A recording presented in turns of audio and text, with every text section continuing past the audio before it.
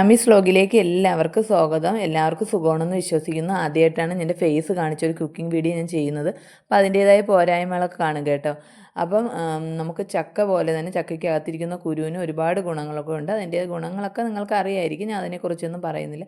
അപ്പോൾ നമുക്ക് കടുക് വറുത്തതിന് ശേഷം കറിവേപ്പിലയൊക്കെ ഇട്ട് ഒരു സവാള ചെറുതായിട്ട് ഇതേപോലെ ഒന്ന് കൊത്തി അരിഞ്ഞതിന് ശേഷം അതുകൂടെ ഇട്ട് നല്ലോണം വഴറ്റി കൊടുക്കുക.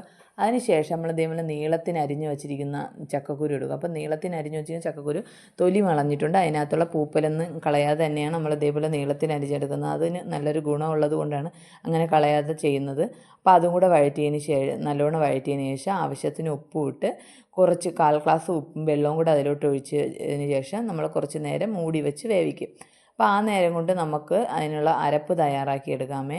അപ്പോൾ നമ്മൾ ഗ്ലാസ് ബൗളിലല്ലേ ചക്കക്കുരു വെച്ചാൽ അതേ ഗ്ലാസ് ബൗളിൽ തന്നെ 1 കപ്പ് തേങ്ങ എടുക്കുക. അതിലേക്ക് 1/2 ടീസ്പൂൺ മഞ്ഞൾപ്പൊടി, 1/4 ടീസ്പൂൺ മുളക് പൊടിയും, ഒരു 1/4 ടീസ്പൂൺ ജീരകവും, കുറച്ച് 3-4 അല്ലി വെളുത്തുള്ളിയും കൂടെ ചേർത്ത് നമുക്കൊന്ന് ചെറുതായിട്ടൊന്ന് അടിച്ചെടുക്കാം. ഒരുപാട് അരഞ്ഞു പോകേണ്ട, ചെറുതായിട്ടൊന്ന് അടിച്ചെടുത്തതിന് ശേഷം ഈ ചക്കക്കുരുവിലേക്ക് നമുക്ക് ഇട്ട് ഒന്ന് ചെറുതായിട്ടൊന്ന് മൂടി വയ്ക്കുക. അരപ്പും കൂടെ വെച്ചൊന്ന് മൂടി വയ്ക്കുക. മൂടി വെച്ച് കുറച്ച് നേരം ഒന്ന് ചെറിയതായിട്ട് സിമ്മിലിട്ടതിന് ശേഷം നമുക്ക് നല്ലോണം ഇളക്കിയെടുക്കാം. അപ്പോൾ അതിൻ്റെ അരപ്പിൻ്റെ പച്ച ചുവയൊക്കെ മാറും. അപ്പോൾ ഇതേപോലെ നമുക്ക് ഇതേപോലെ ഇളക്കിയെടുക്കാം. അപ്പോൾ നല്ല രുചികരമായിട്ടുള്ള തോരൻ തയ്യാറായിട്ട് നിങ്ങളെല്ലാവരും ഒന്ന് ട്രൈ ചെയ്ത് നോക്കണം. ഇഷ്ടപ്പെടും, ഉറപ്പായിട്ട് നിങ്ങൾക്ക് ഇഷ്ടപ്പെടും. നിങ്ങൾക്ക് ഇഷ്ടപ്പെടുകയാണെങ്കിൽ എൻ്റെ ചാനൽ ഒന്ന് സബ്സ്ക്രൈബ് ചെയ്ത് സഹായിക്കണേ മക്കളെ.